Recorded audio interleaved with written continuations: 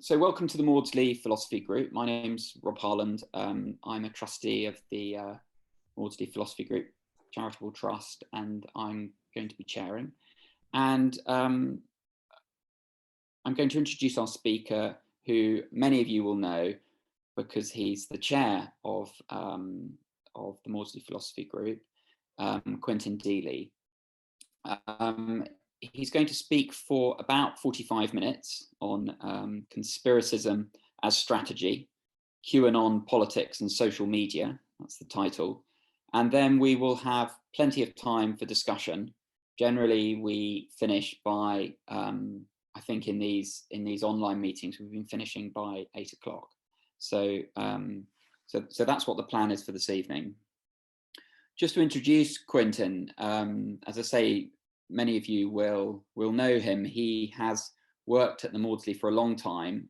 His background is in theology, which he studied at Cambridge, and he then became a psychiatrist and is a consultant psychiatrist at the National Autism Unit and in the Adult ADHD Service and Neuropsychiatry Brain Injury Clinic at SLAM at the Maudsley in Bethlehem.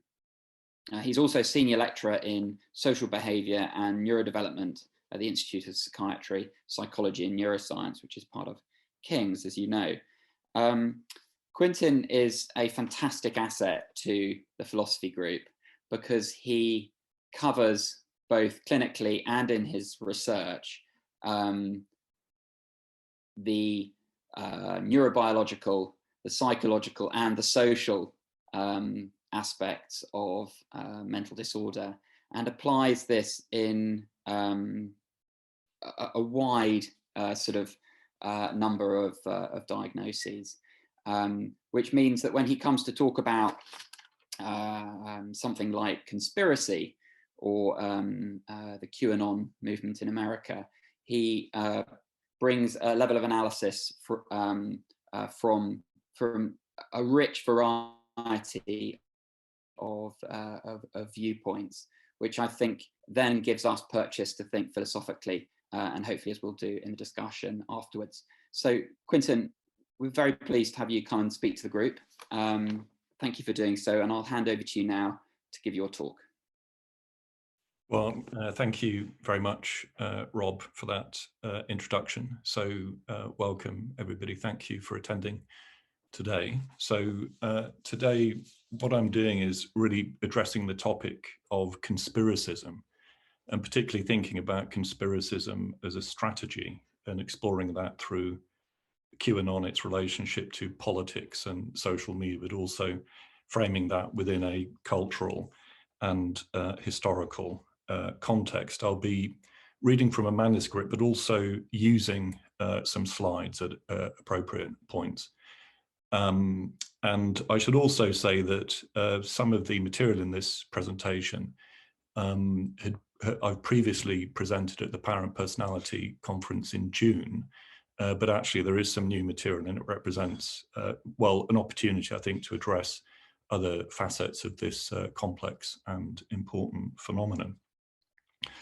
So I'm going to really begin with the observation that QAnon is an internet conspiracy theory, that the world is run by a cabal of Satan-worshipping paedophiles. And it's one of many conspiracy theories that have rapidly spread through the United States, but also more widely. It began with an October 2017 post on an anonymous image board website called 4chan by Q, or QAnon, who it was presumed to be an American person.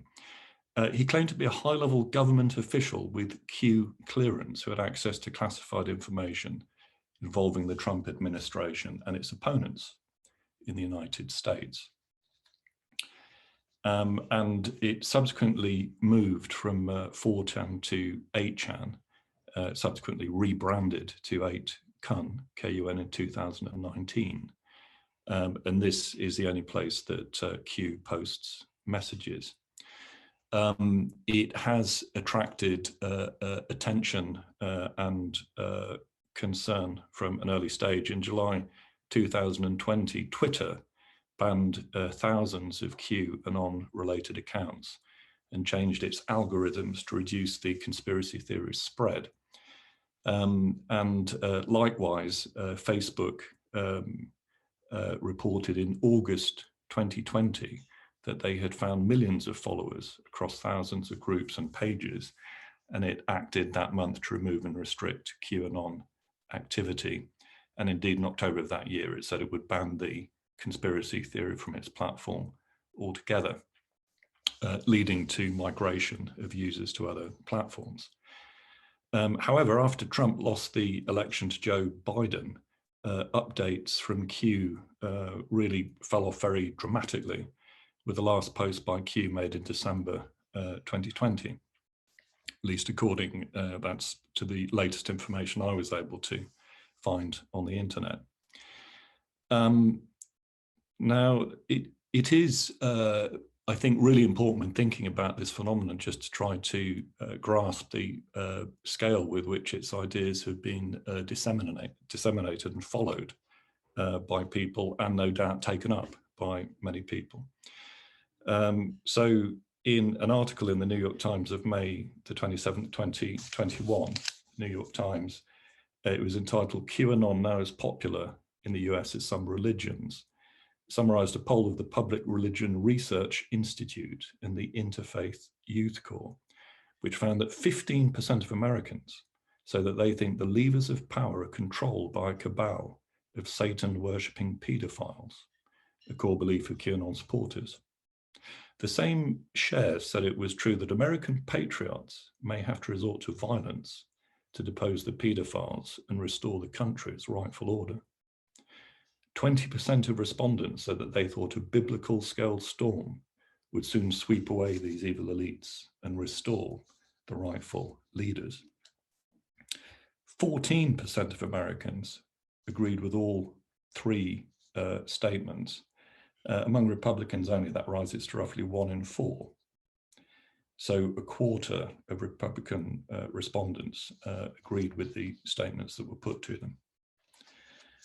There was also, I think, a relevant category of what were termed QAnon doubters, which included respondents who had said they mostly disagreed with the outlandish statements, but didn't reject them outright. And 55% of Republicans fell into this more ambivalent category. It was also said in the article that those who expressed belief in QAnon's premises were more likely than others to say they believe in other conspiracy theories. 4 in 10 said that they thought that the COVID-19 vaccine contained a surveillance microchip that is the sign of the beast in biblical prophecy. Now, within this context, it's also important to observe the involvement of politicians, and perhaps particularly, most prominently, Donald Trump, in the propagation or promotion of these ideas through a variety of means. A New York Times article of November the 2nd, 2019 said, in Trump's Twitter feed, conspiracy mongers, racists, and spies analyzed Trump's interactions with Twitter since he took office, at that point comprising 11,000 tweets and hundreds of accounts he'd retweeted. And they commented, by retweeting suspect accounts seemingly without regard for their identity or motives, he has lent credibility to white nationalists, anti-Muslim bigots, and obscure QAnon adherents like VB Nationalist, an anonymous account that has promoted a hoax about top Democrats worshipping the devil and engaging in child sex trafficking. We might note here that, that a progenitor belief of QAnon was a so-called Pizzagate conspiracy, which alleged that Mrs. Clinton and her cronies were operating a child sex trafficking ring out of the basement of a Washington, D.C. pizza restaurant. So according to a more recent analysis, Media Matters for America in October 2020, Trump had amplified QAnon messaging at least 265 times by retweeting or mentioning 152 Twitter accounts affiliated with QAnon, sometimes many times a day. And QAnon's followers have come to refer to Trump as Q+. Now, QAnon, I think, as has come out in what I've just been talking about is one of many conspiracy theories, but perhaps actually really one of the most prominent at the present time. But actually there are many conspiracy theories, often traveling in tandem with QAnon. So these would include ideas that the cabals have employed space lasers to spark fires, that a coalition of Jews, feminists, and minorities is seeking to replace white population through immigration or manipulated birth rates, and that lizard people are taking over the planet.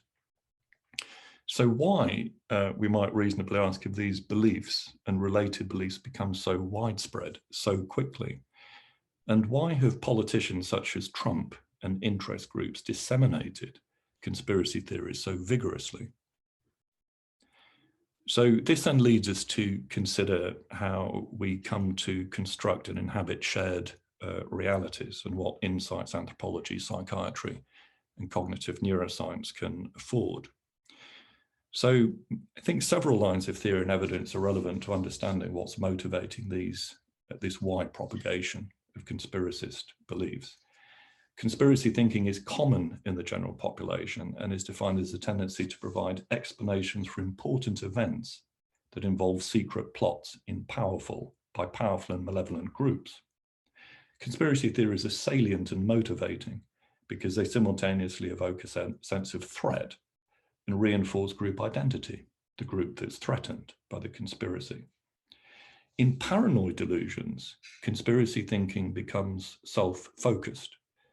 Delusions commonly involve the perception of organized attempts to harm the believer, rather than malign explanations for public events that affect large numbers of people.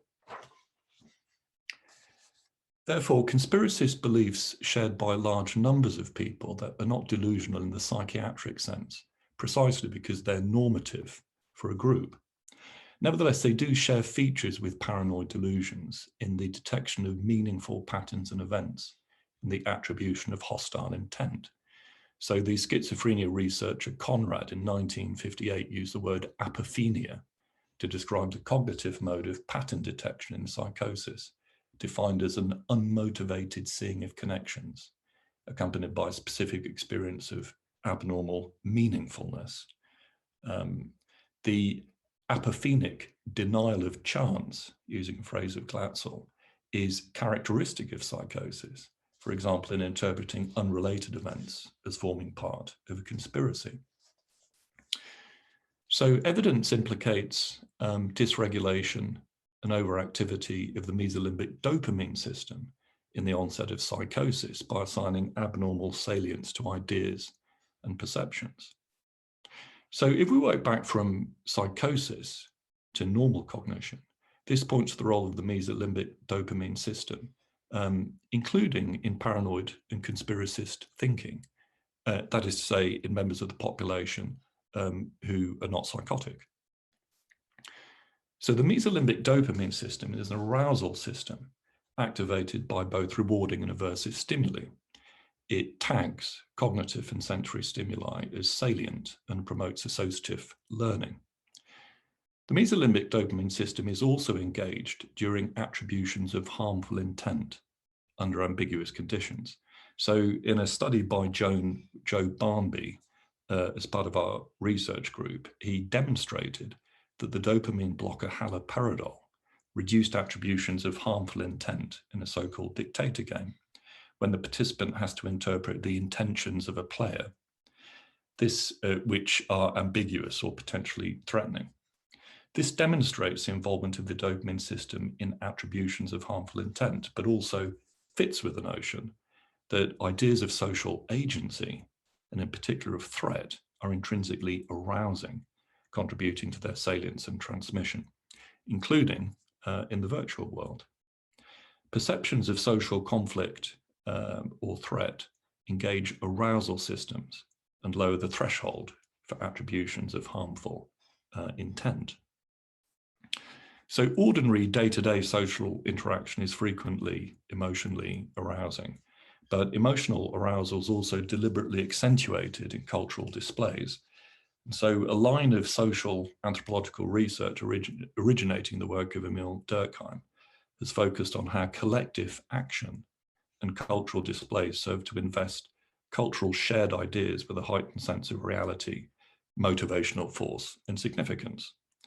So, as Robin Dunbar, an anthropologist, and colleagues put it, humans who participate collectively in magico-religious ritual performance do so precisely in order to instill belief in fictional other worlds. Representations of such fictions are more than epiphenomenal. They're central in securing cognitive acknowledgement and allegiance to the contractual intangibles underpinning cooperation in human social groups. So, cultural displays bring together cognitive, symbolic, and sensory affective stimuli. So cognitive symbolic stimuli would involve ideas, images, and also their material and behavioral expressions, such as symbolic objects or actions, while sensory affective stimuli include the emotionally evocative or reinforcing aspects of material objects and behaviors, such as accentuated facial expressions in masks, enhanced sexual characteristics of cosmetics, the use of motion, music, loud noises, gesture, ritual smells, and foods, amongst many examples. Now, this communal orchestration of cognitive, symbolic, and sensory affective stimuli has powerful cognitive effects, enhancing attention, arousal, emotion, and hence semantic evocation, the evocation of meaning, and memory formation. The salient cognitive and sensory stimuli of cultural displays engage arousal systems, such as the mesolimbic dopamine system. But recent research by Sarah Charles, Robin Dunbar, and others also shows that the sense of social bonding arising from participation in communal ritual involves opioid transmitter release. So in other words, it's not just one arousal system or transmitter system that's being modulated by social behavior, social interaction, and cultural displays. Now, starting with Durkheim and talking about ritual, I think we should comment that the use of ritual and collective action is not restricted to religion. So political rallies sample many of the same processes to motivate allegiance to the group and its ideas. So the Nuremberg rallies would be conspicuous examples, but in fact the method is ubiquitous across political systems, with many variations of content and tone, from British party political conferences in Brighton or Blackpool to Hezbollah in the southern suburbs of Beirut. Despite the differences in political groups, political groups all over the world recognize the value of communal activity or gathering to not only propagate ideas, but also to strengthen a sense of shared belonging, identity, and motivation. Now, in the case of new media, social media, the internet has completely broken the link between spatial contiguity and collective cognition applied to politics or any other field of communal identity. So for the moment, let's hold in mind the general idea that social media can powerfully combine cognitive, symbolic, and sensory affective stimuli.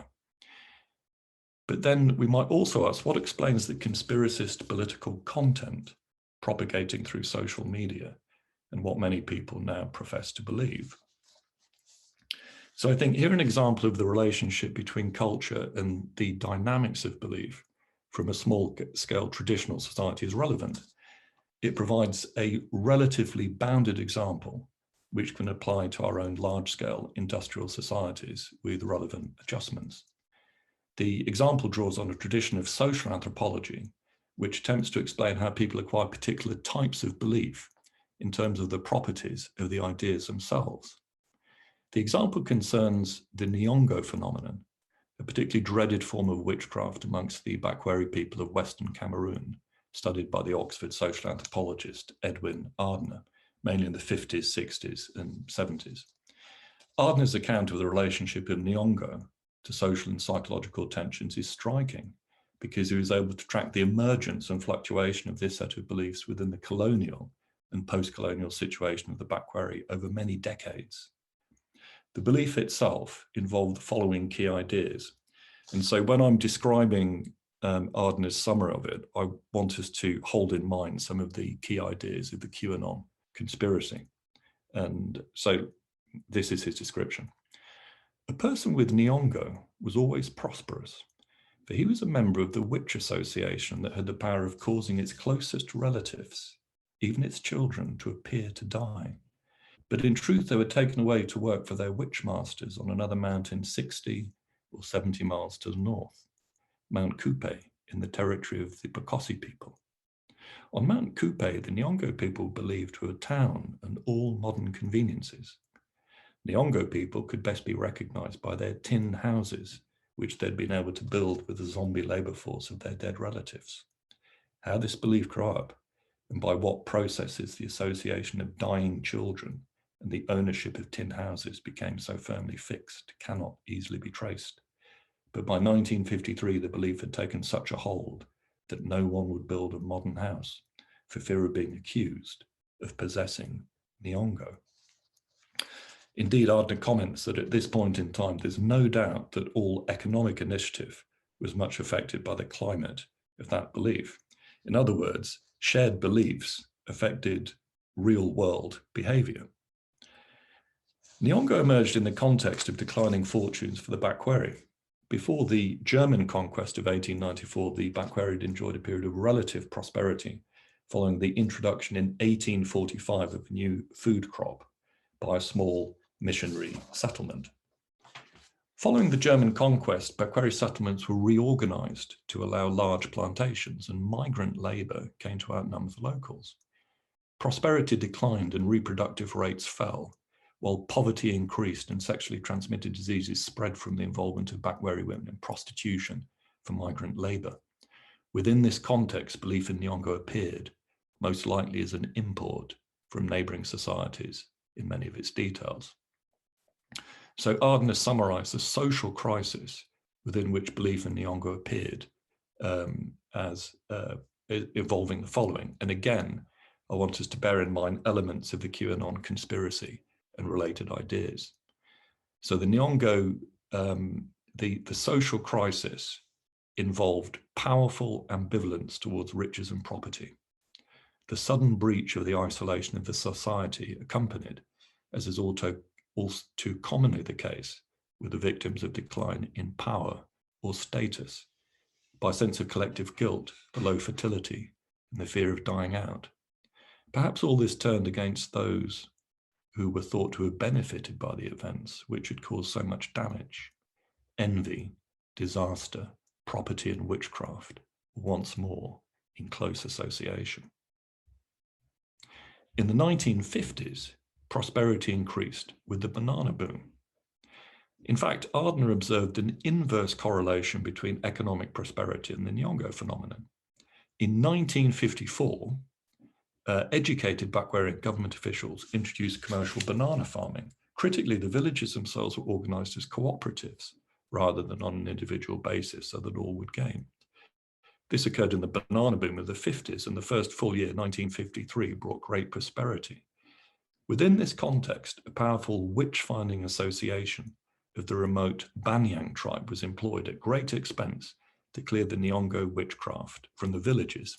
In other words, the Bakweri, now prosperous, hired a remote tribe to perform rituals to expel the witchcraft from the villages. With the Nyongo threat removed, obviously the next revenue could be spent on self-advancement, and yes, even on tin houses. By 1960, for a variety of reasons, the banana market weakened and the village cooperative started to lose money, which was accompanied by more adverse political conditions for the Bakweri. So note the following. In 1963, a rumor spread from Bakweri villages on the mountains that the elders had forbidden money to be picked up from the ground, since it was placed there to entice men to the water side. There, Frenchmen would use them to work as zombies on a new deep sea harbor, or use them to appease the water spirits. In other words, economic downturn and increased social stress were accompanied by reactivation of Nyongo-like ideas, even though the Bakweri maintained that the old Nyongo spirits continued to be exorcised. Ardner discussed the relationship between social stress and the witchcraft beliefs of the Bakweri in his paper, Some Outstanding Problems in the Analysis of Events. He noted, certain kinds of zombie manifestations were correlated with low economic performance of the mass of the population, yet that which correlated on each occasion was not the symbolic content of the behavior. This was separately assembled at the different periods of manifestation, or so I hypothesized, through new symbols, new ideas, or newly arranged old symbols. Thus, at one point, zombie manifestations were caused by persons who had built corrugated iron houses or tin houses. They were thought to kill their younger relatives and to use them as zombie labor. At another period, the zombie phenomena were thought to be caused by Frenchmen. The content was not continuous over time, but something else was, a repetitive, distinctive structuring tendency that I then called a template. In fact, Ardner speculated that there may even have been an earlier, now forgotten manifestation of the zombie witchcraft template in the 19th century before, given the use of the term somba, most likely cognate with the Caribbean term zombie, to designate pledging a relative to Nyong'o. So Ardner was researching Nyong'o in the 50s and 60s. The contingent details through which the underlying template of zombie witchcraft had expressed have continued to evolve. So, for example, the social anthropologist Peter Geshier, who's an expert on Cameroon, notes how in Kong, a form of zombie witchcraft similar to Nyong'o, Mount Coupe is now imagined as a staging post where zombie relatives are sold to the mafia as part of global circuits of labor exploitation. So in his earlier work, Ardner distinguished between template structures and structures of realization. He later used the distinction, so a template structure is the underlying concept and the structure of realization is specific surface content, the example. He later used the distinction between paradigm and syntagm in linguistics to describe them as P structures and S structures respectively. The S structures are the particular versions of zombie witchcraft realized in the stream of events, but the P structures are inferred from the contingent manifestations of S structures. So he says, when we talk of witchcraft as having elements of universality, it's easy to see that we're talking of certain similarities essentially between P structures. Despite the peculiarities of the observable aspects of Bakweri zombie manifestations compared with English witchcraft, the difference between P structures, the underlying concept, is much less great. We can hypothesize a P structure thus: misfortune has a personal cause. Very similar P structures may have very different modes of specification, thus generating very different S structures. So I'm going to share my screen at this point and just show slide 2.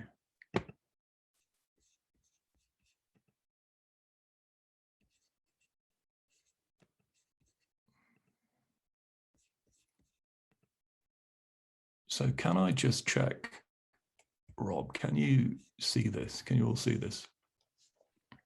Yeah, we can see that, Quinton. Yeah, okay, great. So this is just a slide to illustrate this. So this is Ardner's research on Nyong'o-like phenomena. So essentially, we've got these different examples over a period of perhaps 100 years, more than 100 years. An idea difficult to trace in the 19th century, the Nyong'o period in the early decades of the 20th century, eventually addressed through witchcraft, through ritual, expelled through ritual. In the 1960s, this idea of Frenchmen taking zombie labor. And then in the 1990s, this idea of people being exploited through people trafficking in a similar form of zombie witchcraft. So the underlying schema, the notion of the occult exploitation of the dead, persists across these different manifestations, but we see different surface content. And this is the point of the difference, the key point really that he's making, this underlying assumption. There's a core underlying assumption for witchcraft beliefs that misfortune has a personal cause. So Ardner emphasized the unconscious and automatic quality of the P structures, these underlying schemata. He said the P structures must have a certain unconscious, blind, or automatic quality. They're not all open to awareness. He also said, when we look at this phenomenon that we've chosen to call witchcraft, we can see at once that changes may occur in the P structures or in the S structures. If the P structure changes to misfortune as an impersonal cause, witchcraft vanishes. In other words, what he's talking about is the importance of foundational assumptions to whole domains of culture, whole domains of ways in which we think about the world. So, of course, he was writing in the era of post-structuralism, but actually reframing that in contemporary terms. He's really talking about now what we would call cultural schemata.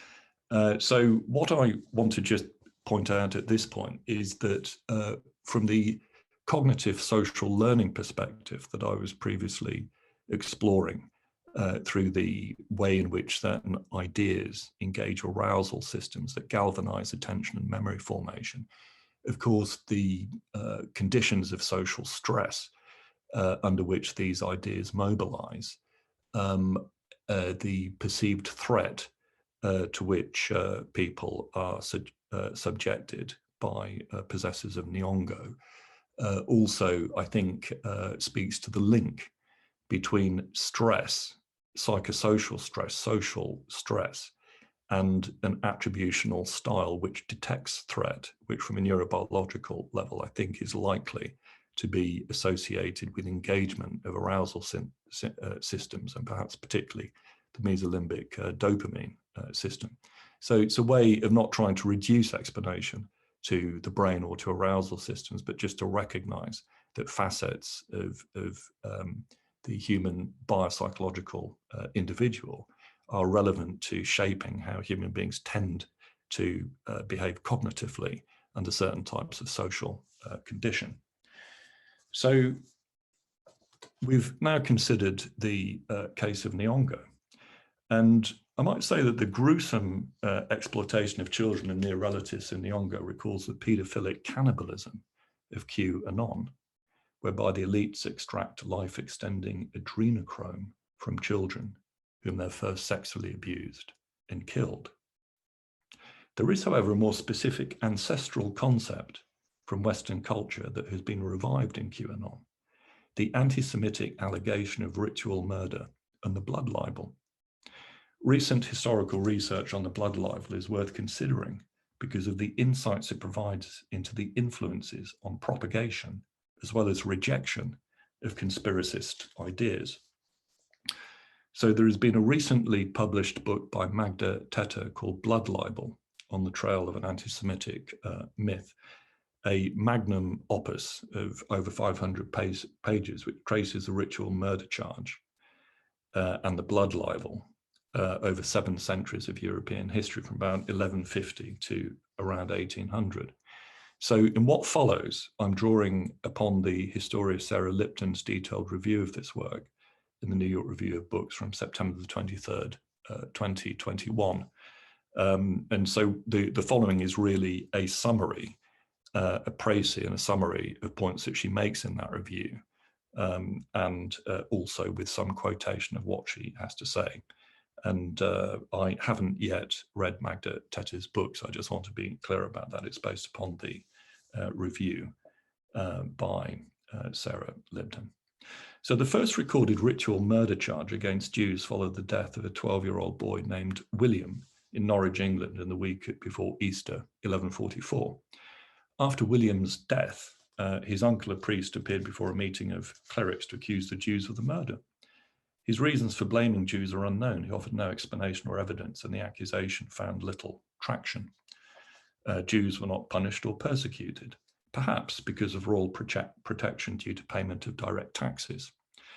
As Lipton notes, though, in an observation about the plausibility of ideas, that, quotes, "It's also possible that Norwich Christians simply did not find the charge convincing. There was no prior history of anti-Jewish hostilities in Norwich, or anywhere in England for that matter, and Jewish-Christian relations seem to be civil and on occasion cordial, if not intimate." However, the accusation that William was killed by Jews was taken up by a monk called Thomas of Monmouth in 1150, evidently to form a saint's cult that would attract pilgrimage, an important and lucrative business that conferred standing as well.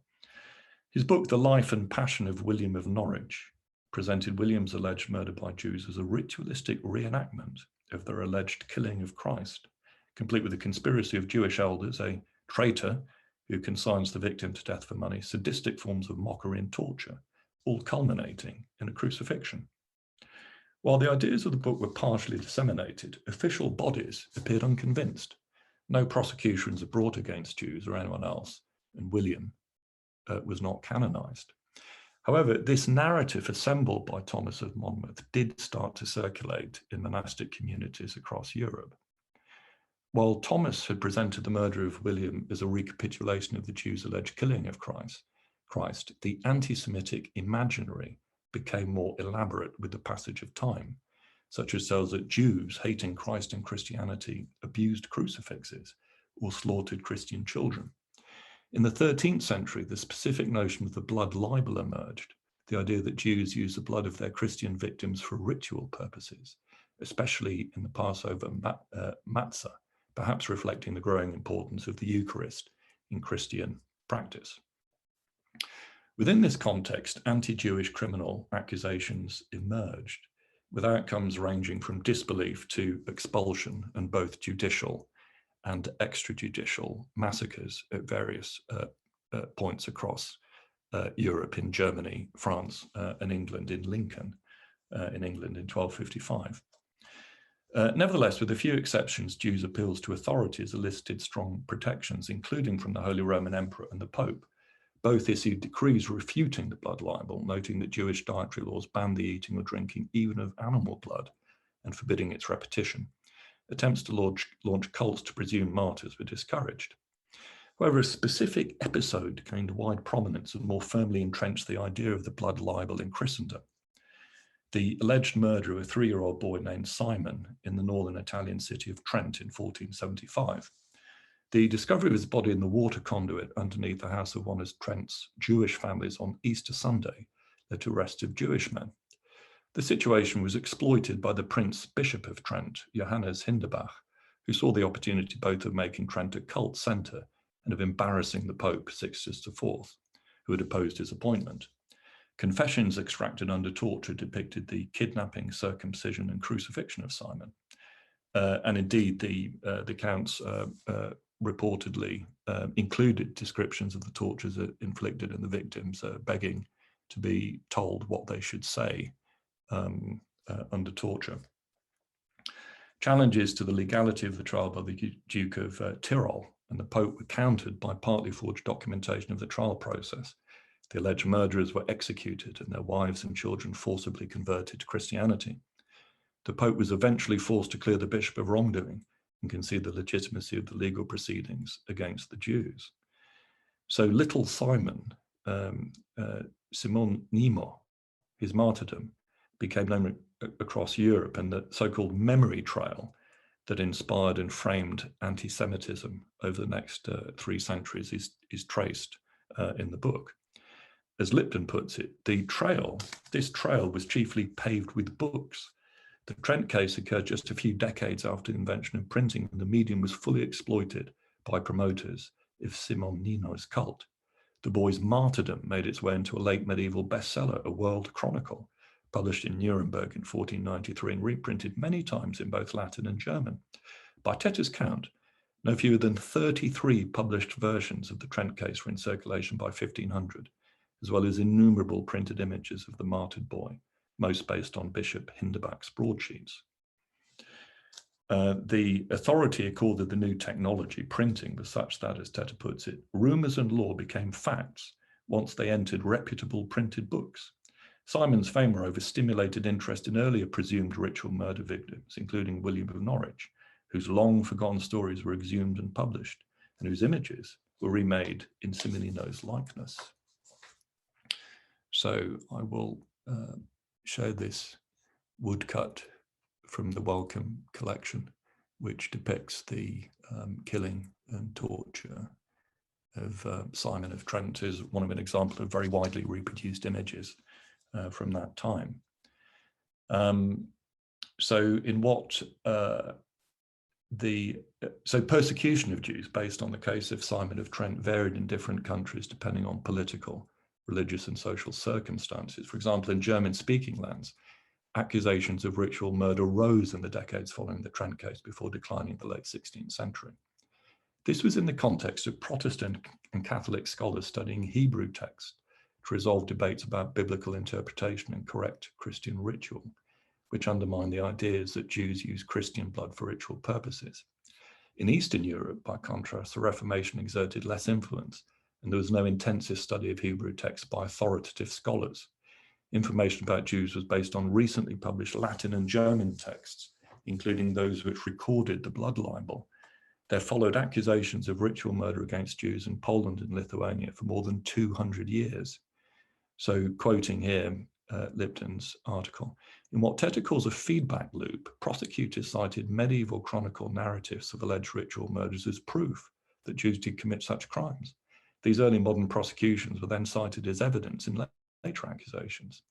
There was also the relative absence of papal pronouncements or interventions to repudiate the blood libel.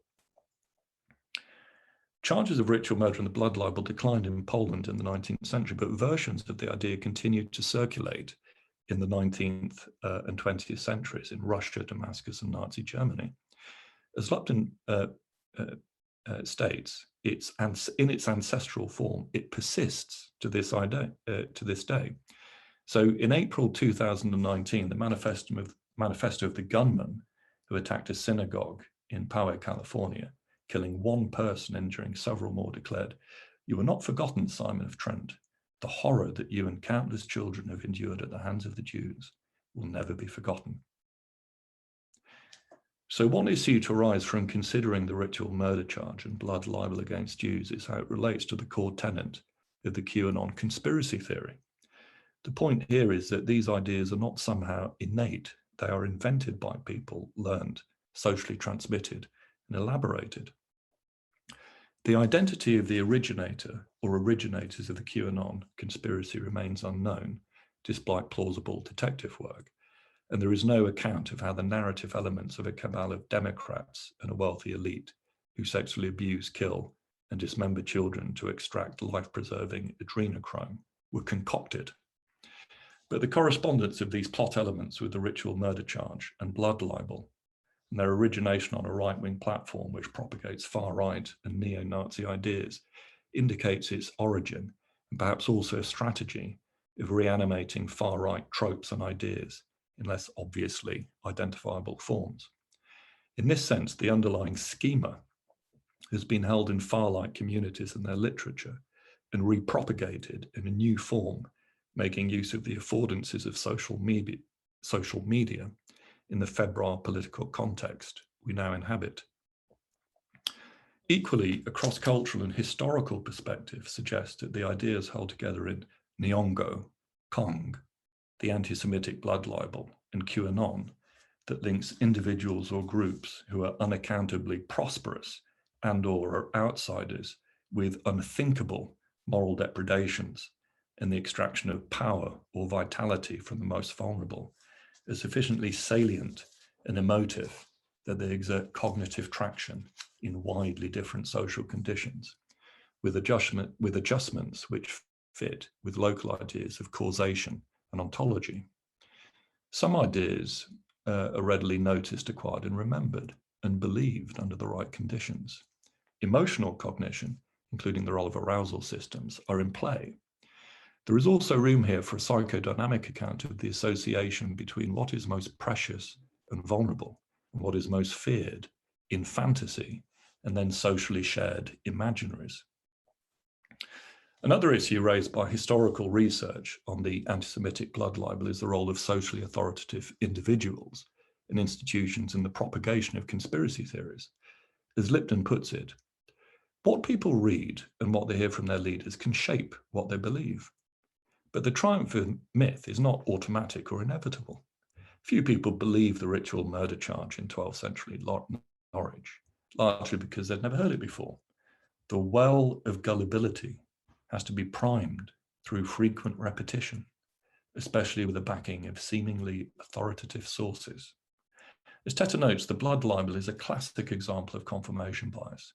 Christians trained by centuries of sermons, narratives, and the liturgy to fear and suspect Jews embrace the statements that agreed with and ignored or rejected opposing ones. Equally, she says, with responsible leadership, misinformation can be countered and inflammatory rumors can be diffused. So this then brings us to political leaders and the use of conspiracism as a political strategy at the present time, with the most influential contemporary figure being the former US President Donald Trump. So how then do these analyses help us to understand former President Trump's promotion of conspiracy theories as a political strategy? The type of traditional society represented by the back query is so different from the modern complex societies within which virtual communities form that it might be thought that little can be learned from the comparison. Yet applications of the concept of coalitional cognition to understanding paranoia and conspiracy theories in the work of Nicola Rahani, Vaughan Bell, and Sam Wilkinson help show how virtual communities can reproduce important characteristics of shared identity, social influence, and belief acquisition in traditional societies, although there are important differences. As they put it, an important feature of human social groups is the presence of coalitions. Any situation where two or more individuals unite in competition against a third party or parties. Coalitionary conflict in human groups can manifest in the form of lethal aggression, but can also include non-lethal and non-aggressive conflict, such as stigmatization, ostracism, exclusion, and derogation. For example, witchcraft accusations have been and still are used to identify individuals or groups for ostracism, persecution, or even death. In modern industrialized societies, similar forms of indirect aggression are used by coalitions to damage the reputation of an often higher ranking rival, for example, by gossip or derogation. They also say that coalitions are in fact easily formed. Coalition boundaries in human groups are themselves highly fluid and flexible and can be formed in the absence of any stable group identifiers. The fact that coalitions can be formed on the basis of minimal cues or marks of similarity in turn selects for cognitive machinery that readily and flexibly categorizes people into groups on the basis of such minimal cues. Indeed, humans readily form and detect minimal groups, even from a young age, and the perception of these groups fundamentally alters expectations about the intentions and behavior of individuals within them. From this perspective, online communities of the internet can be viewed as virtual coalitions with low entry requirements and a rapidly acquired sense of group membership and identity, particularly where the identity markers are grounded on prior notions of identity, whereby participation intensifies involvement.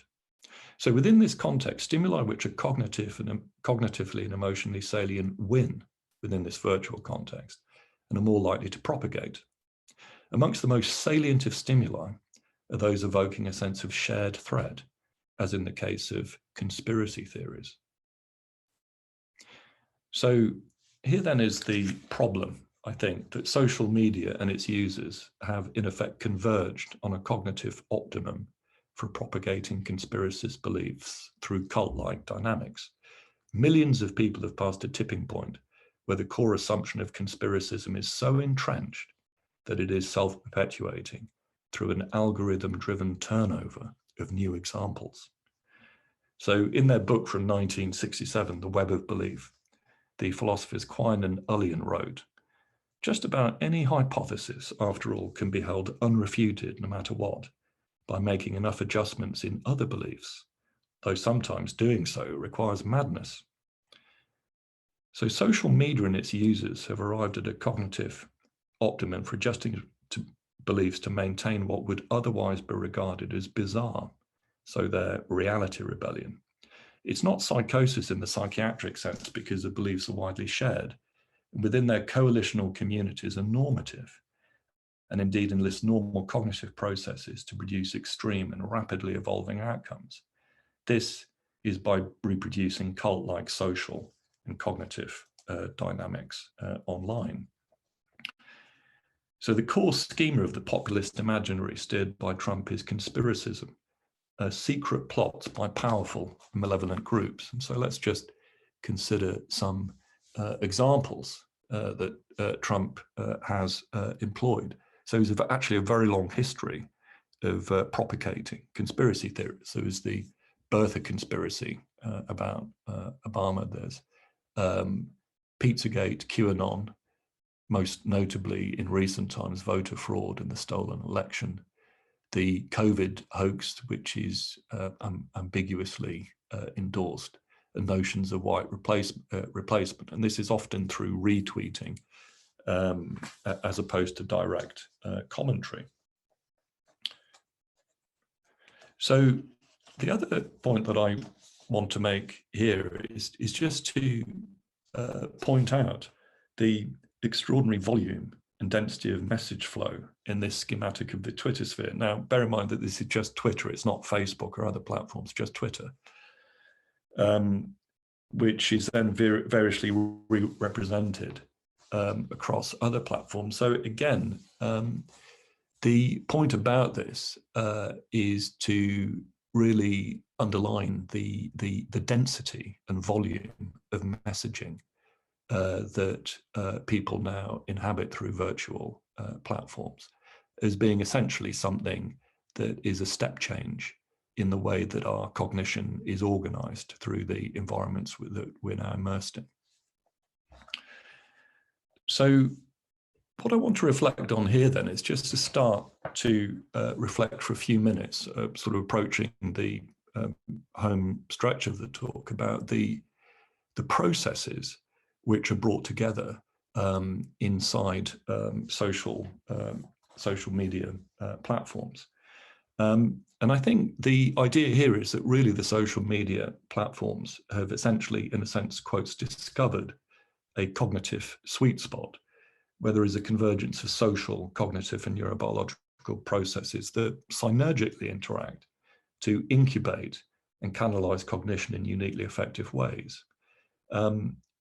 So more powerful, for example, we might say, than previous technologies, if we can call them that, such as the invention of ceremonial ritual tens of thousands of years ago.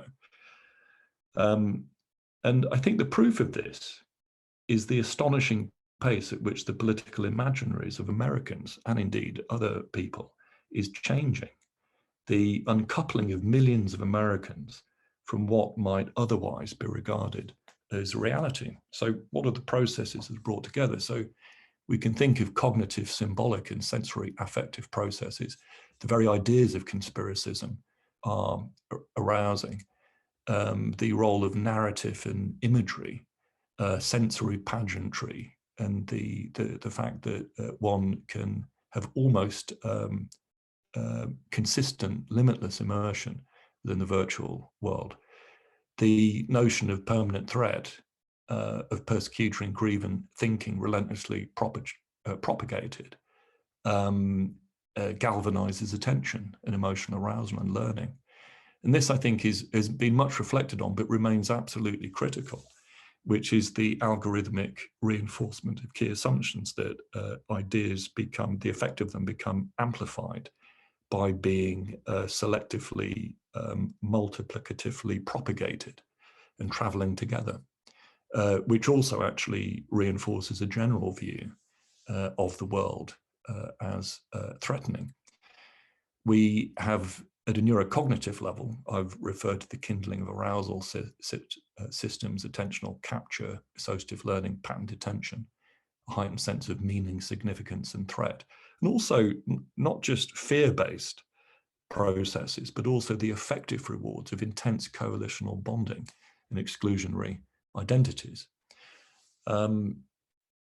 We have at a social level, these processes of coalitional identity formation, social approval, the absence of challenge, consensus effects, and also actually what perhaps is really distinctive about social media is the experience of agency and authorship and active participation of a kind of choice, in inverted commas, which people find empowering. Of course, there are the critical strategic political context, and I think the authoritative endorsement by elected officials for political advantage is really fundamental here, but also the role of hostile powers, troll farms, internal dissident actors, for example, in the United States, particular interest groups, such as the far-right neo-Nazi groups in propagating ideas. And so what does all of this, these synergically, highly intensified drawing together of different processes, biopsychosocial processes, what does it lead to? Well, I think we can think of it as the beliefs, the ideas, the cognitive orientation to the world is really think about it in terms of abnormally weighted priors, which produce evidence through confirmation bias. Positive feedback loops, a kind of runaway evolution phenomenon, in which large numbers of people become uncoupled from verifiable reality, reinforced actually by meta-attitudes, such as the notion of alternative facts. We have a cult-like immersion at scale. And I think actually it's not an exaggeration to see that this is directly contributing to a crisis of democratic legitimacy and political violence. So if we go back to, so I think this is the key point, is that the point about Trump really is not any specific idea, except perhaps the voter fraud and stolen election. None of these ideas are pivotal, but they all serve his purposes by reinforcing the fundamental idea of conspiracism and mistrust. So and on this point, I could say that this relentless kindling of anger, threat, conspiracy, paranoia, outrage, and grievance is actually central to the Trumpian political strategy. And indeed, people who seek to copy Trump as the baton is handed to others or people learn by example. You could say that this is the sine qua non of Trumpianism. So he has no choice, I think, but to continue to foment a sense of crisis, of mistrust amongst his followers in order to galvanize political support. So he has no other path to power or influence. Without conspiracism, Trumpianism vanishes. So the point is, I think, is that the centrality of conspiracism and mistrust of elites is that he presents himself as an insurrectionary or an insurgent strongman who can be trusted on behalf of the people.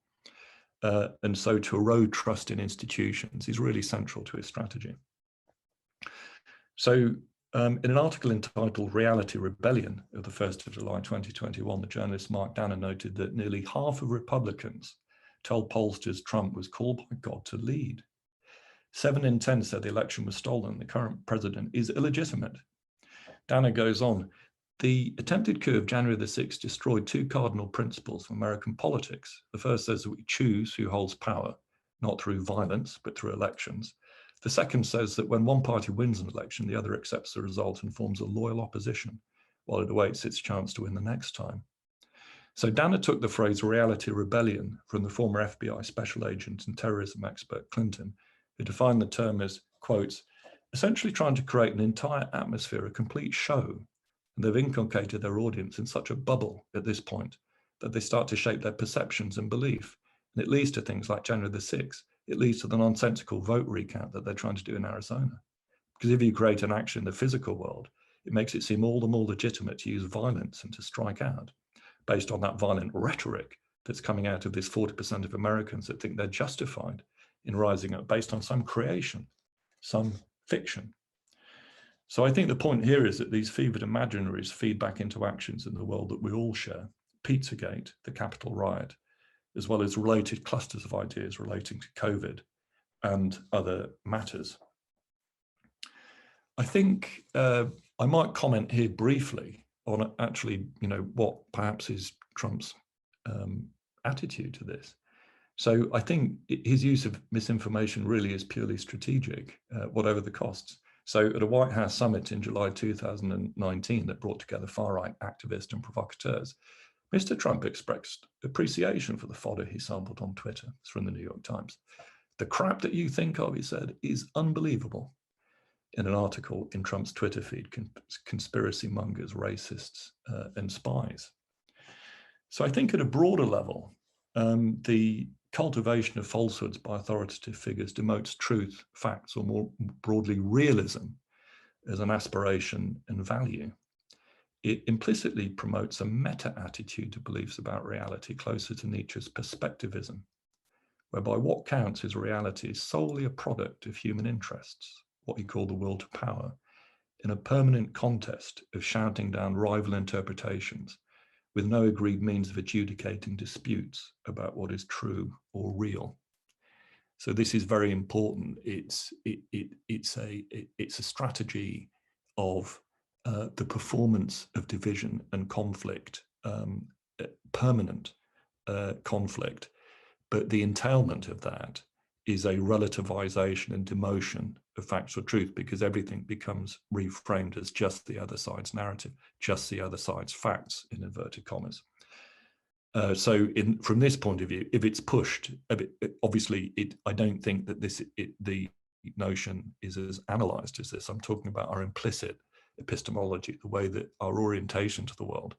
But actually, everything that scientists do, everything that the law courts do, everything that historians do is demoted. It has less standing, and the view of the world is essentially the world's indeterminate. It is what you make of it. It's a battleground where your view has to prevail by sheer force of personality, force of messaging. So that it's a tilt, it's a shift, because it means actually that we're losing a capacity to share a consensual view of the world. So the readiness with which conspiracy beliefs are adopted also raise questions about whether they're always completely uncoupled from reality, or in some cases act as concrete metaphors, a distorted refraction of genuine causes of suffering and reasons for mistrust of those in power. And I think this is a difficult issue. And just by conclusion, let's just reflect on this for a moment. A traditional political approach to the present situation might be to identify the unmet needs of conspiracists and then address them through policy. But I think this is unlikely to work in any straightforward way, as Mark Danner also noted in his article, Reality Rebellion. So one reason for this is that the digital coalitionary groups are not defined by a specific socioeconomic position or class in ways that once mapped on much more closely onto political identities and voting behaviours. Identities and assumptions are shared more than a socioeconomic predicament. This is not to say that there is not real economic and social distress in the US and elsewhere. There is. But it's not the only entry point nor a sufficient explanation for the existence of these communities. So unlike the Nyong'o phenomenon, for many of the uptake of conspiracist ideas do not correlate with economic and social distress. For many they do. The emergency signals are uncoupled from anything that might otherwise be considered an emergency outside an identitarian framework. So policies to mitigate social distress would therefore not make much difference to the already wealthy who endorse these ideas. Given the premise of mistrust and the scale of misattributions, governments would not much be credited for any improvements. Equally, policy cannot address problems that do not exist. You cannot liberate children from the basement of a Washington pizzeria if there are no children there, and you can't remedy a stolen election if it was not stolen. This, I think, points back to the information environment and how it works, and policy to regulate the cult-like aspects of the internet that are uncoupling large numbers of voters from a verifiable, shareable world, even where voters continue to disagree about policy, which they will. No system, no political system is infinitely buffered, and the distortions of communal identity and belief sweeping through digital communities are and will translate into violence and dysfunction and distress in what we might still call the real world. So I'll just conclude with a quote by Lipton, who says, "In any era, truth sits on a precarious perch, and a slight shift in political or social winds can send reason and fact toppling into a conspiratorial void." Thank you.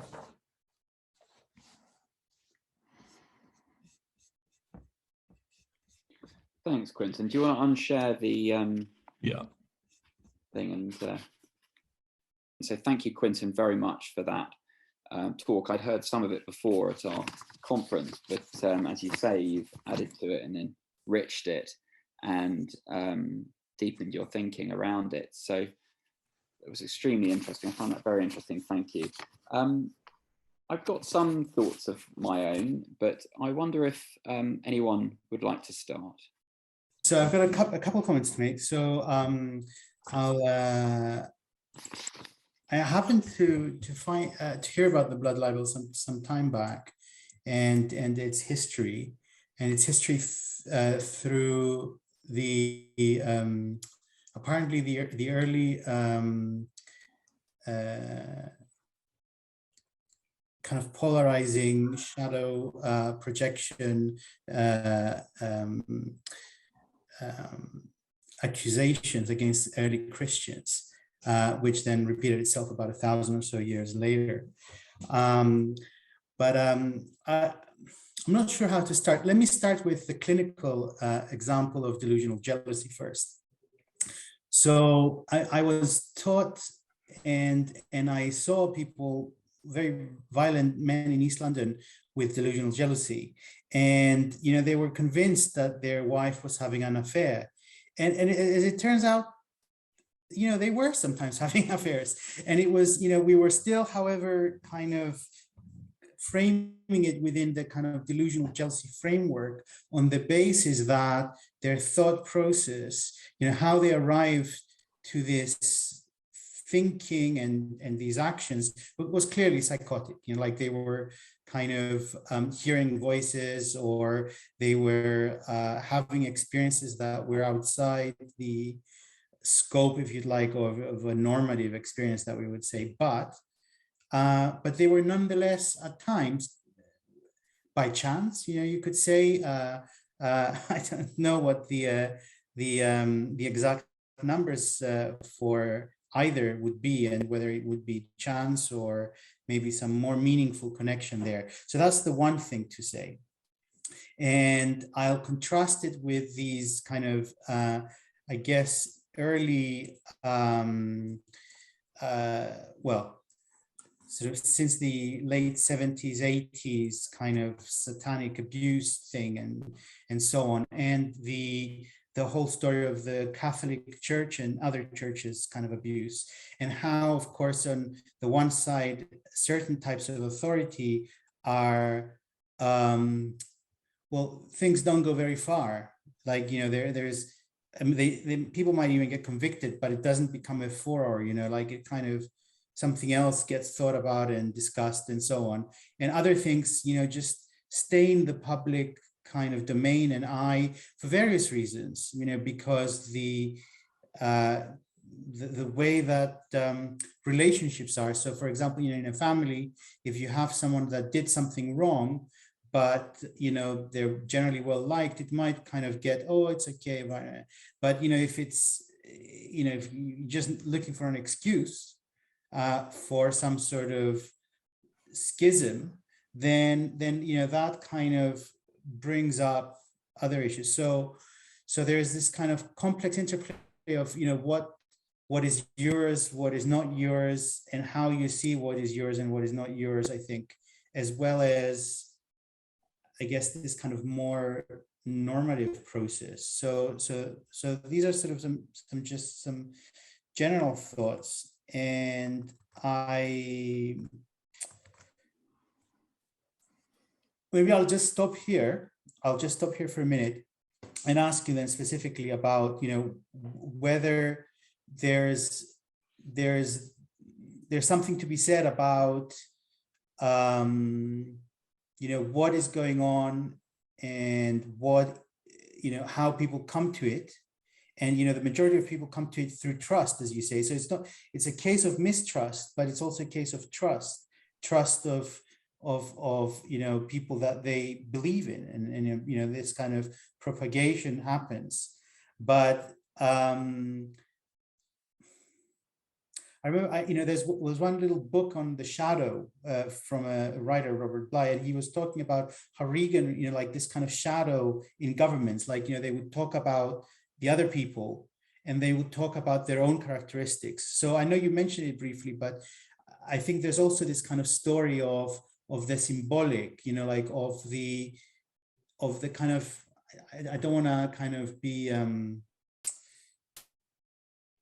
wrong in saying this, but there might be a sort of a more authoritarian kind of upbringing, perhaps in some right-wing families than in kind of left-wing families, or at least so it's kind of proposed by some people. And the role there, the child, to what extent the child is kind of forced or made to do things, or made to be in certain ways or others, that kind of opens up, if you'd like, certain mindsets in that kind of that kind of narrative or that kind of idea. Okay, I'll stop here. I already said a lot. Thank you. There's a lot there to pick up on. Quinton, do you want to have a go? So I'll just sort of pick up on one or two points there. So I think, actually, thinking about this phenomenon of conspiracism, one of the really hardest questions I wrestle with is it the case that conspiracist ideas actually are completely, totally uncoupled from reality in all situations, or do they provide a kind of distorted prism through which to view certain aspects of social reality, even however erroneous they are? And I think this is very difficult territory to navigate. So, for example, if you, I think there's a need for an analysis of not just actually the catalyzing and intensifying, incubating effect of social media, but also what's actually been going on in American politics and indeed in other countries over decades, whereby core narrative elements which are assembled into conspiracy theories gain plausibility and are brought together. For example, mistrust of government, it's been a sort of central strategy of particularly the right, the Republican right in the US, that government is to be mistrusted, going really back to the Reagan era of small government. Now, if we think, well, how can it be, how can people possibly believe that there's a cabal of Satan worshipping pedophiles and cannibals running the world? Well, if you're an evangelical Christian or familiar with those ideas, the idea that bad people worship Satan in some sense actually may not be that inherently implausible, because it forms part of a familiar framework for thinking about the world, for thinking about the influence of the satanic or diabolic, at least for many, if not all, evangelical Christians. There is a moral concern about paedophilia. And there is a concern about, if you've got people like Epstein, so he was a rich paedophile, and then it turns out that Bill Gates knew Epstein and associated with him. And hold on, Bill Clinton used to go on his plane. So then when you get these bits of information, you can start to see, well, actually, maybe there is a conspiracy of very rich people who don't believe in God, who worship Satan, who are sexually deviant. And then from that point of view, it then you can see how a confluence of certain observations or bits of information in the public domain interact with pre-existing ideas that people have about the world. But I think in the conference in June, Eli Zaretsky offered an important, I think, an interesting perspective, because actually what he really wanted to do, I think, is really use existing ideas within social and political theory to understand, I suppose, what you might call, well, the causes of social suffering and the causes of alienation. I mean, approaching it from a kind of Marxist or post-Marxist framework. Of course, he's very interested in psychodynamics as well, psychoanalytic theory. So then there becomes an issue of what is it about people who are in, say, let's take the US, for example, who are, several decades actually into a highly globalized economy where lots of people have not seen a real increase in living standards, many a decline. Many are in many ways less prosperous than their grandparents. Many people are doing 2 or 3 jobs. Many people don't have good health insurance and so on. For sort of chronic stress. And in the absence of a political system which allows them to articulate their sense of distress or even define the causes. And I think that makes people susceptible with a confluence of pre-existing ideas, social influence through social media, conspiracist tropes which are highly emotive, to believe anything, actually, because once trust in official bodies has been eroded, it's very difficult to regain. And it's very easy then to start accepting what is authoritatively presented to you. The other point I wanted to make, actually, just to dwell upon this, 2 more points. Doubt is very important. Political doubt is a very powerful strategy, because if you you can put people off voting for somebody just by making them doubt the alternative, or make them think, well, they're bad enough that I should go out and vote for the other side. And so you don't have to be a fully paid up believer in the cabal of paedophiles. You only think, well, it might be true or partly true, or there might be something going on, for that to be quite galvanizing politically. And so I think the erosion of trust is really critical. It's the key political objective here. But there's one thing I also want to say. It's very important, I think, to think carefully about trying to decode conspiracy theories in terms of mapping them back on to what's really going on in the world, because some of them are simply wrong. As I said, there were no children in the pizza restaurant in Washington in the basis.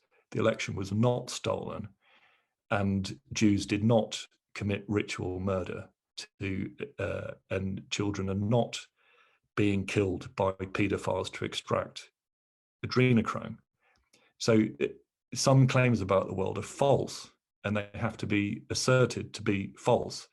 And so I think that's very, it's a very important line to navigate here, to, yes, have an account of social suffering and alienation and distress, but no, not to accept claims about the world which are false and pernicious. Thanks, Quinton. Just a quick aside on that. So you see, QAnon is our Nyong'o phenomenon. So when the Bakweri got a remote tribe to perform a powerful ritual to get rid of Nyong'o, we don't have any equivalent of that to get rid of QAnon or related ideas. So we need a solution for this because we don't have a ritual technology to get rid of it. Well, I was going to ask you about that. Maybe I can say something and then we'll take, obviously, more questions. I mean, the Biden response seems to be partly about, based on almost, well, you could say a Marxist analysis of the problem, saying that if we can deal with the poverty that people are experiencing, if we can invest large amounts of money to improve people's lives, then the salience of some of this will reduce. But also at the same time, of course, there is a certain promotion of certain aspects of identitarianism going on at the same time, which is also, I think, as part of your analysis, is seen as fueling this, because within the internet, people form groups of identity and subcultures and so on. So, this is a rather political question, but in your view, will the sort of Biden policy of spending fail on the grounds of the kind of identitarianism that's also being promoted? Well, I mean, my own view is, I was trying to sort of approach that. You see, I think actually what we're living through at the moment is what we might call an identity emergency. These coalitions, these virtual enclaves that have formed are really fundamentally, they're about identity. There's been an uncoupling of politics from traditional concerns that, in the 70s and 80s were much more familiar debates, really about taxation and the redistribution of wealth and investment in public services. Those debates are going on. But I think, and these comparative judgments are actually very difficult to make. And I'm also trying, they just aren't. I'm sort of trying to, remember politics from an earlier phase of my life when I was much younger and so on, and even before I existed. But it is the case, I think, that there has been a kind of tilt in politics where the left for some time has been more motivated by identity-related issues than it has by the redistribution of wealth and opportunity. And the right has mirrored that in spades. And so there's a kind of counter strategy of identitarianism. So I think identitarianism, I mean, we have to define what that means, is different meanings.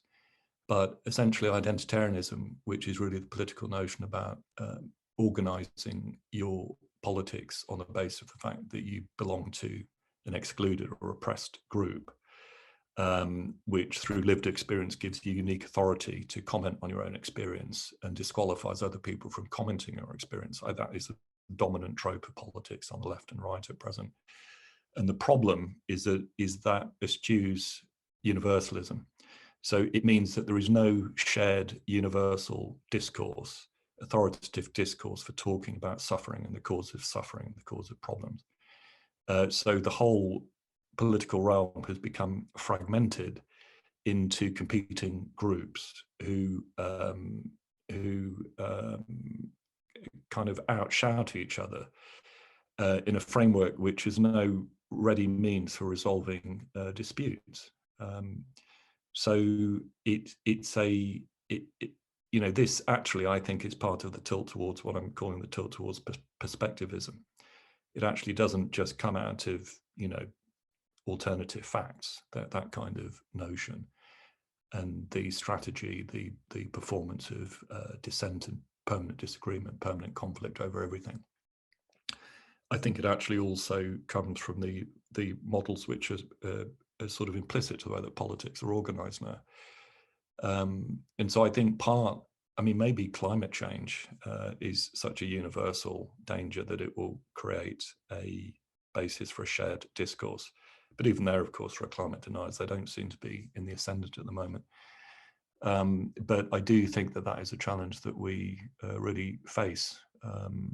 And the opposing forces, I think, are very profound, with this kind of social media world, and actually also the strategies that political parties are tracking to gain popularity mitigates against a universalizing discourse, I think, to some extent at least. Yeah, very, very interesting. Matthew, you've come on screen. Do you want to say something? Well, I just wanted to thank you, Quinton, because I thought that was a wonderful talk, and it rang many bells. And I don't have anything particularly profound to say, but I'll say a couple of not very profound things, agreeing with what you've said. One is the question of doubt, and it's very interesting the way in which Trump will say things when he's speaking, because he doesn't say this is what has definitely happened. What he says is, so-and-so says such and such about so-and-so. I don't know. And he has that kind of repeated, way of doing it. So it just, doesn't own the idea. It just sows that doubt, which I think is a very interesting, cunning political tool. The other thing, the point about stress and, where a lot of these political movements and the conspiracy theories which then arise out of them, and the point which Robert was making about Biden versus Biden's response, and your point about Quinton about you can't necessarily deal with the group's needs because it's not a unified group. The other point, I think, you said something along the lines that since Reagan, The idea of big government has been suspicious. The Americans have been suspicious of big government. It goes way, way back before Reagan. I mean, it's a founding principle of American identity. You just have to look at the debates of the founding fathers and Jefferson, etc. And before that, and so I think and of course there was a whole set of conspiracies enacted in the 50s and 60s of McCarthyism, which was all about Reds under the bed, etc., etc. So there is something perhaps particularly fertile in the States, although I don't think we can pretend to be immune from any of this here. And recent political movements. I mean, that I think is a really important question mark I have. I mean, that America being such a society which is a product of the Enlightenment, and yet at the same time with very strong religious affiliations, much of the population, etc. It's a strange, it perhaps is a particularly fertile place, but to what extent are other Western democracies immune from these kind of more extreme conspiracies? And I think what you've described would indicate not, but maybe we could discuss that. Final point is, it's one of the sort of great ironies in a way that this question about truth and relativism has become adopted by the right, because if you think about the sort of intellectuals, the sort of postmodernist intellectuals who would have kind of fostered the idea of relativism in the 60s, despised by right-wing commentators, absolutely guttural. You can still hear it on the Moral Maze, can't you? Get Melanie Phillips onto this, absolute hatred of this sort of stuff. And yet that kind of relativism is being used all the time now by the right in terms of, Trump, but with other right-wing politicians, where there is no real truth, and you see it, of course, with it's come about with COVID, etc. Most recently. So these are huge threats. Anyway, thank you for the presentation. I enjoyed it immensely. Well, thank you. Can I just respond briefly about this sort of point about relativism and the right? So I think that there's an important piece of work to do, I think, to try and unpick and explore the ways in which notions of truth are actually really qualified or rejected within contemporary political debate. Because I think one of the ideas actually is that there might be some things which are true, but in order to win the war, it's okay to strategically lie and outshout certain things. So I think that's an attitude. But I think actually there probably is also, and again, I mean, I think this is it's almost a kind of ethnographic or linguistic philosophy type exercise to actually examine the discourse carefully, because I think within these notions there is it's an idea which is traced back to Nietzsche, which is the idea that actually what's real is indeterminate, and it's to do with the force of human beings to create what becomes the dominant reality. And I think that idea is there, but it's not. I don't think it's widely explicitly theorized, but it's there implicitly. And so, but I think I think we're in I think there's a step change. I think we're into something new. I really think we're into something new now, with a sort of convergence of new technology. I mean, even from a point of public education, I mean, it surely must be accepted. Would it be accepted as a failure of mass education since the Second World War, that despite years and billions of dollars spent in Western societies, that people can believe such falsehoods so readily? It's extraordinary. But anyway, that's a reflection on that. So over to you, Rob. Yeah, no, I mean, I sort of want to keep asking political questions because they're very interesting. But Okay, just one more little bit of politics. I mean, if the answer is some kind of signing up or getting back to universals, away from the kind of identitarian groups that social media and the internet are fostering, and that modern politics is accentuating at the moment. I mean, can that be done, do you think? I mean, you know, because that seems to be what we need to be trying to do, isn't it? Yeah, I'm not sure what the, I mean, I think every sort of country, you know, has to be political culture probably has to be considered in its own terms. It's difficult to see a pathway back to that in the United States at the present. And I think it's actually because the society is so divided over so many issues, which are, you know, fundamentally mapped back onto issues of belief about the world, which in some cases are sort of religiously enshrined or reinforced as versions of interpretations of Christianity and Christian morality, which pertain to the unborn child, abortion rights, and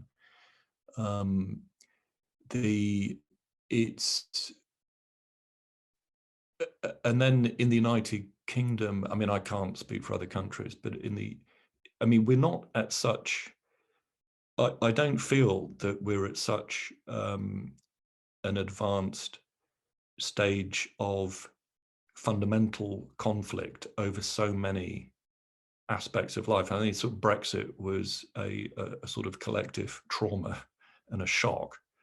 But it does seem to me that there is, at least in certain key issues, there does seem to be a potential for greater consensus where there are differences of emphasis rather than fundamentally opposed views of the world, like climate change, for example. But having said that, I do think that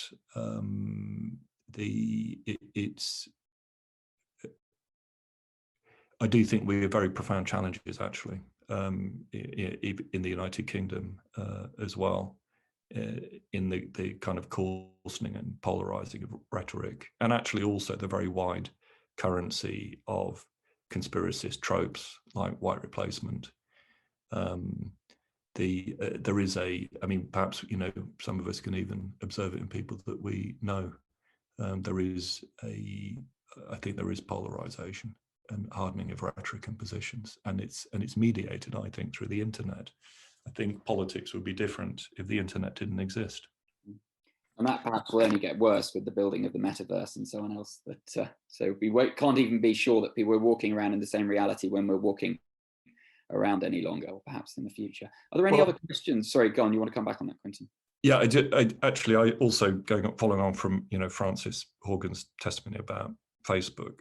It goes back to an issue that's widely discussed. It's absolutely important, I think, that there's transparency over what the algorithms are, how they're used, how they operate, and there needs to be much more robust public political scrutiny, much more robust scrutiny of how the internet works. And I think actually that will do a great deal to take the steam out of this polarization, because I think this kind of echo chamber phenomenon lends it, and also the concealment that you don't know where the message, you can't trace the origin of the messages, of who's speaking, the anonymization. It leads to all sorts of problems of abuse and misinformation and the role of hidden actors and so on. That has just got to be robustly addressed. And actually, some of these problems, I think the heat may start to be taken out of some of them.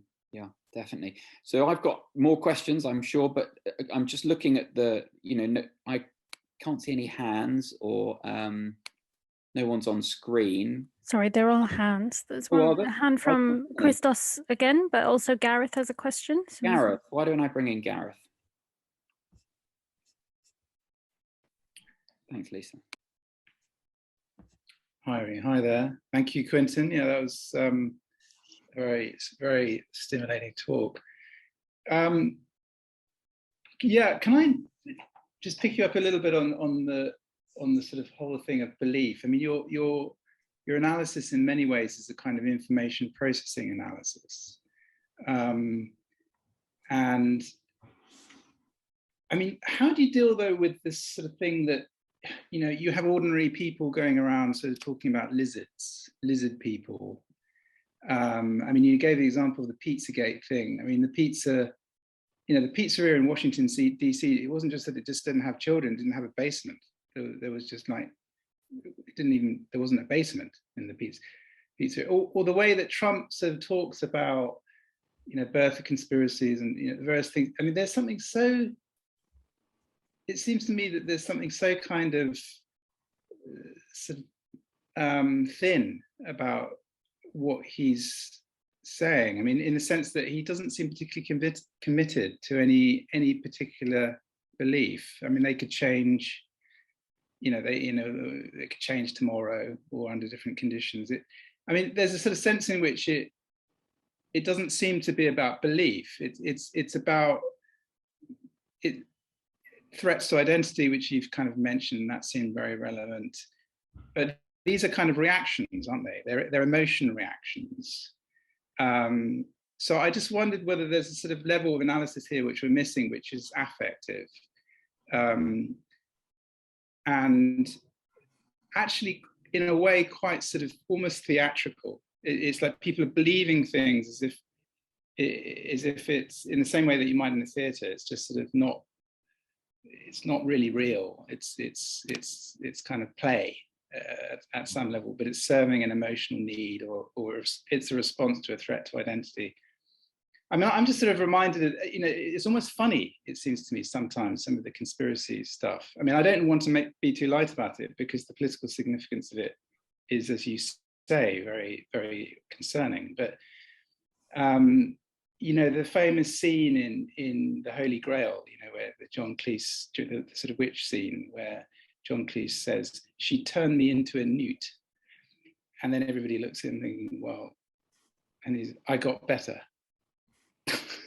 I mean, there's a sense in which it seems to me some of this kind of, hysteria, conspiracy theory type stuff that's generated around lizard beliefs and etc. It's sort of histrionics, really. It's theatre-like. It's theatrical in a way. I mean, I don't want to push that too strong, because I think your belief information processing analysis is really interesting and important. But I just wondered whether you'd respond to that.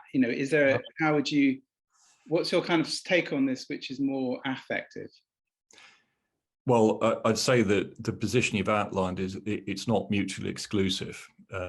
It's not opposed to a view which emphasizes belief formation. So I think there is I think every idea, in a sense, every conspiracist idea needs to be treated on its own merits. I think some of them have greater plausibility for those who assent to them or endorse them than others.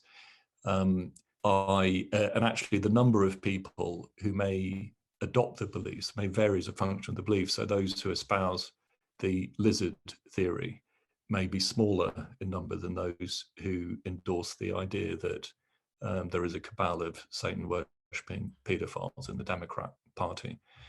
And I think actually the performative or theatrical or histrionic aspects of politics are very important, particularly in the social media age, the internet age, because actually actors in that world understand the importance of galvanizing attention, and I suppose it gets us into really what's quite a hard thing to do, which is a phenomenology of belief.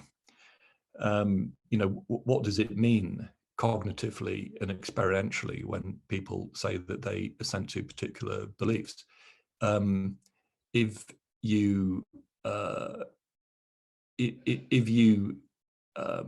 It seems to me that there are many Americans who genuinely believe that the election was stolen. And maybe that is a less inherently implausible belief than the idea that they're lizard people. But in a very large population where ideas are disseminated very widely, only some people need to take up ideas and believe them, i.e. accept them as real as a basis for behavior, in order for that to produce real world effects. So I think Trump, I think both things are going on. I think there'll be instances where some individuals are kind of going along with an idea as a sort of player, a make-believe, because it fits with their overall project or aspiration to be part of a group. It's used as a sort of metaphor for dismissing the other side, and in a sort of somewhat knowing or ironic way. I'm sure that's in the mix. But I think actually there are beliefs which are sincerely accepted. And I think the point here, it does raise interesting questions, perhaps not posed to us all as forcefully before as now with the existence of the internet, is actually what are the social conditions of belief? So I think the erosion of trust in institutions and official individuals is quite fundamental, because it goes back to the quote, was it by, I can't remember the original proponent of the quote, but if it's not the problem is, if you don't believe in God, it's not that you will believe in nothing, it's that you believe in anything. And I think when there is profound mistrust of official institutions and official individuals, then it makes people very susceptible to entertaining all sorts of rival ideas if the source is considered authoritative or persuasive. And some of those might be quite thin, they might be quite thinly held. But there's no doubt that many of those who held to the Q conspiracy were profoundly dismayed and shocked when the key prophecy that when dates passed, when Trump wasn't restored to the White House or the storm didn't occur. So they become more like members of cults at that point. So I think degrees of belief, timescales of belief. What is a belief? It's a disposition to assent to or otherwise act in accordance with some proposition. The social conditions of belief, I mean, they're all in play here. And I certainly don't want to have a simple, somebody either believes something or they don't. I do think there's a phenomenological account to explore the range of epistemic attitudes that people have. But I think that range of epistemic attitudes has been shifted in the internet era. It's the curves have been shifted.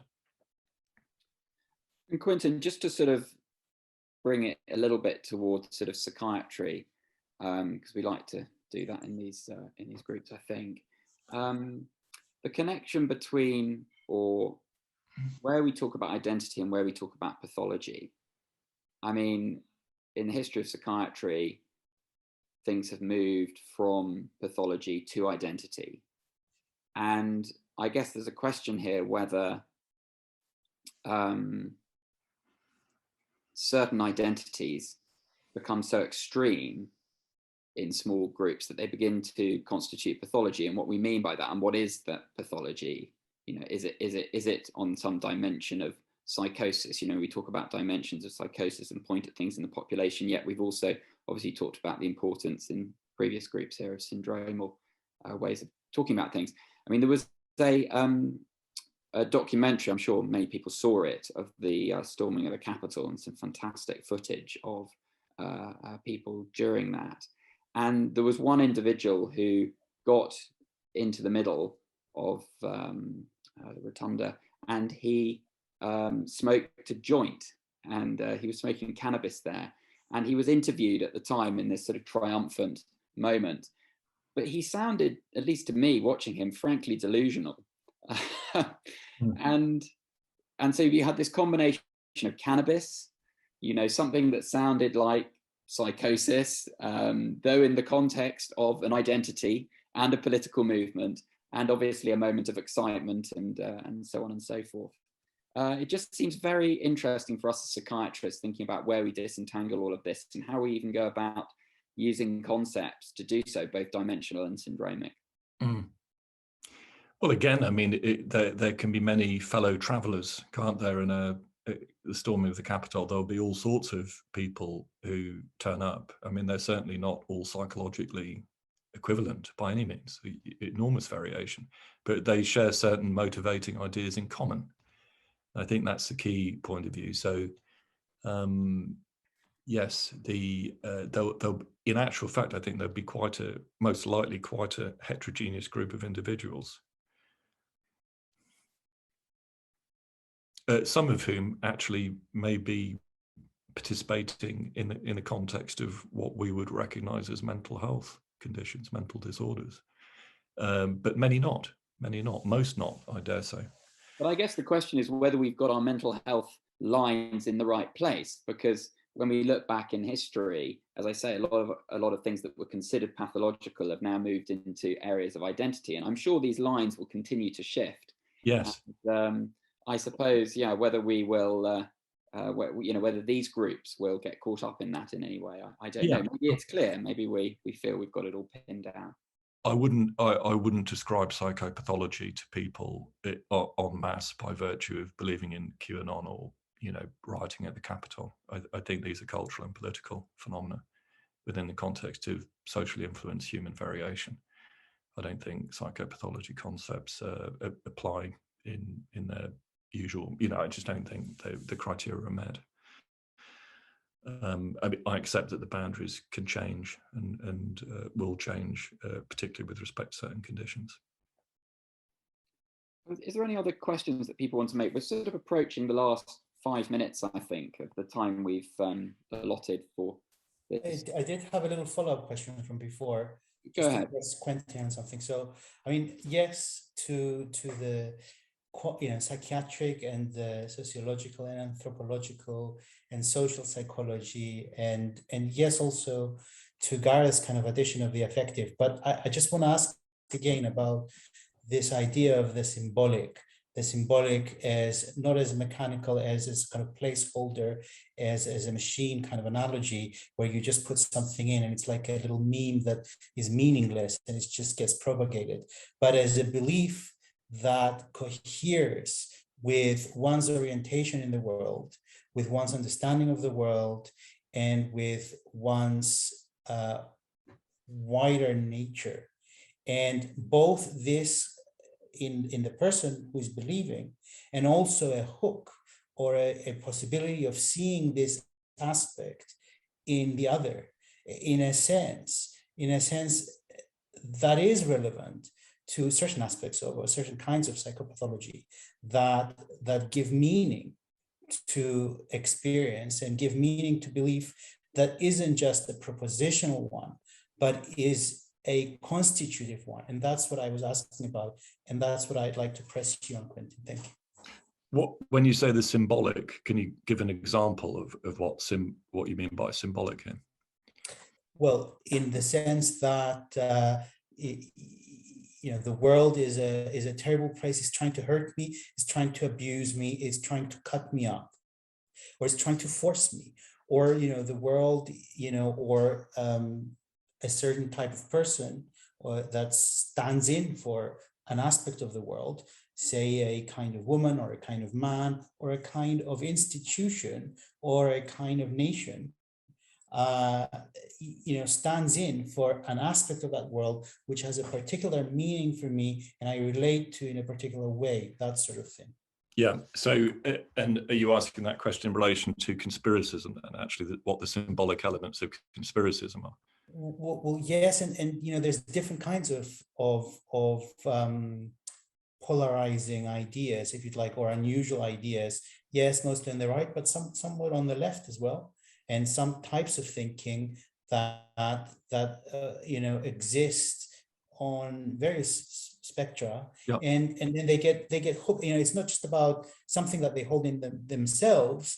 They have a relationship to the world through those ideas and through those beliefs. And they relate to other parts of the world, both real and symbolic. And that's what I'm trying to say, that, you know, there's a meaning to it, and that meaning has a world effect. It's not just a political mass thing, you know, like there's a personal meaning to it. That's yeah, I mean, the perspectives, I mean, they're not mutually exclusive. I mean, clearly the ideas that people acquire about the world, they and the way that it informs or motivates behavior. There are many processes influencing the acquisition of beliefs or motivating ideas.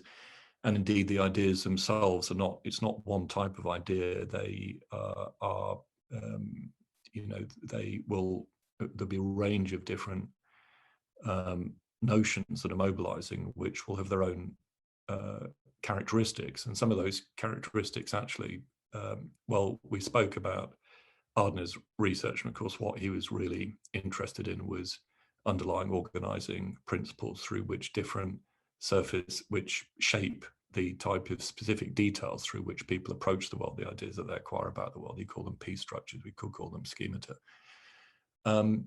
But of course, if we, you know, think about the properties of symbols as they've been, you know, analysed in, there've been lots of theories of symbolism, anthropology, but take Victor Turner's work, you know, analysis of ritual. He spoke about ritual symbols as multivocal, speaking in many voices, polysemous, having lots of meanings, and being polyvalent, having lots of values or emotions evoking. They're sort of intensely evocative. They're not necessarily reducible to glossing into a determinate set of characteristics, but they're evocative. They evoke interpretation, they evoke feelings, they motivate behavior.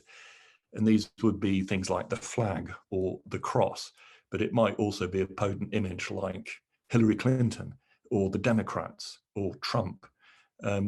All people within the political domain acquire a polyvalence and within this term a sort of polysemousness.